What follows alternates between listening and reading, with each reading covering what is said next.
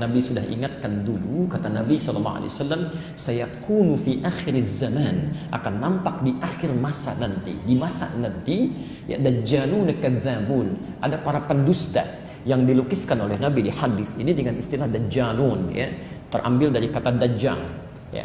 Jadi bukan dajjal sesungguhnya, ya, tapi mengambil satu makna yang melekat pada dajjal. Dajjal itu salah satu sifatnya dia pintar, punya magic, ya, sesuatu yang membuat Anda terpukau gitu ya.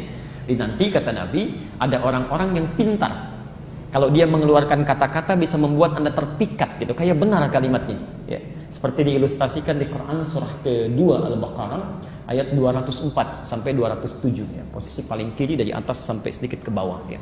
Wa minan nasi may yu'jibuka qawluhu fil hayatid dunya. Ada sementara orang yang kalau dia bicara dalam urusan dunia itu bisa membuat Anda terpikat, ya. Di kata-katanya begitu cantik, retorikanya begitu menarik, ya.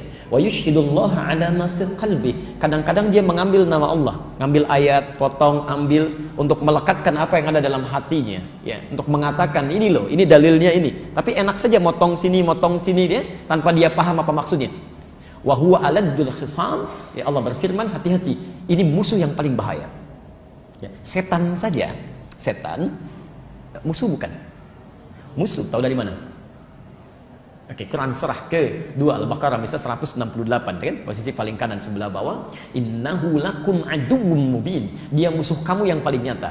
Ya. Setan sifat musuhnya disebut dengan adu. Adu itu sesuatu yang jelas, ya.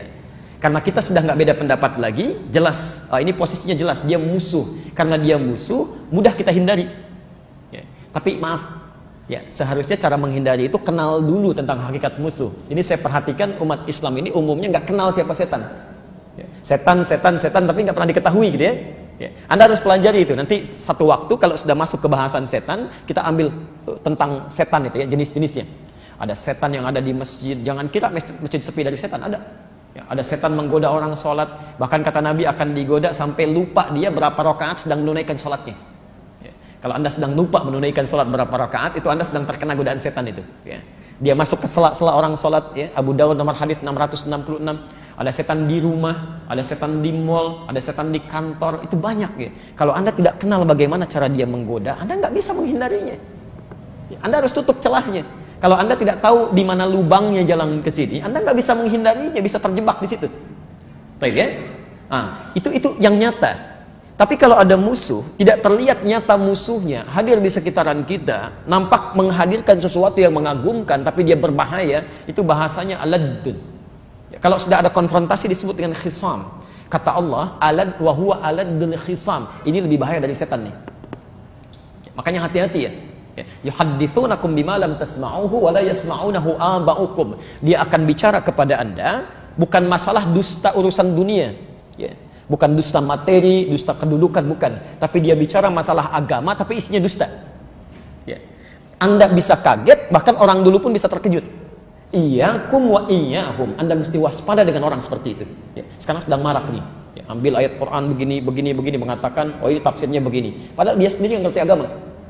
Ya. Maka tinggalkan yang seperti itu ya. Hati-hati. Kalau mendengar yang seperti itu, sudah ada ketentuan di Quran jelas. Kita nggak bisa komentar lagi. Tetap ketentuannya. Ya. Bahkan kalimatnya sangat tegas. Quran surah keempat ayat 140. Posisi paling kiri sebelah bawah di pojok. Wa qad nazzala 'alaikum fil kitab. Telah tetap ketentuan di dalam Quran yang tidak bisa berubah. An idza sami'tum ayatillahi yukfaru biha wa yustahza'u biha fala taq'udu ma'hum. Jika Anda mendengar ada seseorang memberikan statement kepada Anda tapi mengingkari ketentuan di ayat Allah. Misal dia ambil ayat Quran, dia tafsirkan sekenanya, ya, dengan tafsiran yang tidak benar, ya. Atau wa yustahza'u biha, minimal dia olok-olok misalnya isinya, ya. Dia olok-olok Quran, dia olok-olok perangkat keislaman kita misal, kan? Nah, itu sudah selesai. Fala taqudu ma'ahum, jangan sertai ia. Qa'ada itu asalnya menyertai dalam sesuatu yang dekat, ya. Kayak nonton acaranya, duduk mendengarkan seminarnya, baca bukunya, itu nggak usah, kata Quran, tinggalkan dia. Jadi kalau punya acara jangan diikuti, kalau punya buku jangan dibaca, asingkan, isolasi dia. Mudah-mudahan dengan terisolasi itu cara Allah memberikan petunjuk pada dia. Hatta yakhudhu fi haditsin ghairi, sampai dia sadar saya ini menyimpang, harus kembali. Ya. Sekarang kan lagi rame nih ya, ada nafsirkan ayat-ayat Quran tertentu. Saya nggak mau masuk ke politik ya, atau yang lain. Tapi kalau ada di Quran ini saya tampilkan, kalau nggak ada hubungan tidak ya. Sekarang kan lagi rame ada orang nafsirkan Al-Maidah 51 ya, tafsiran begini. Demi Allah saya katakan, di kitab-kitab tafsir yang dulu sampai yang ada sekarang bisa dibaca, itu nggak ada yang beda pendapat, tafsirnya satu kok. Ya, kenapa sampai sekarang jadi banyak tafsiran macam-macam gitu? Nggak ada selesai gitu kan? Kenapa yang nafsirkan ini, nafsirkan itu, dan cenderung orang yang menafsirkan dengan suasana berbeda itu yang nggak punya ilmunya. Itu jangan didengar, itu yang seperti itu berbahaya ya. Apalagi sudah berlebihan. Semua agama adalah sama, menuju pada Tuhan yang satu, cuman caranya beda-beda. Zaman jahiliyah aja nggak ada begitu. Ya. Sekelompok orang diutus kepada Nabi SAW menyampaikan proposal perdamaian. Ya Muhammad SAW, kita memang beda.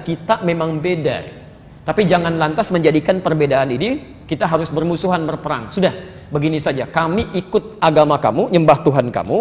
Besok-besok kamu ikut kita, nyembah Tuhan kita.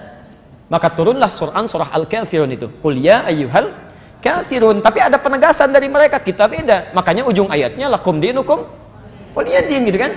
Beda. Jadi orang jahiliyah saja, sebodoh-bodohnya orang jahiliyah masih mengatakan agama itu berbeda. Sepintar-pintar orang sekarang lebih buruk daripada orang jahiliyah, mengatakan semua agama itu bermasalah. Jelas ya? Maka tinggalkan yang seperti itu. Jelas?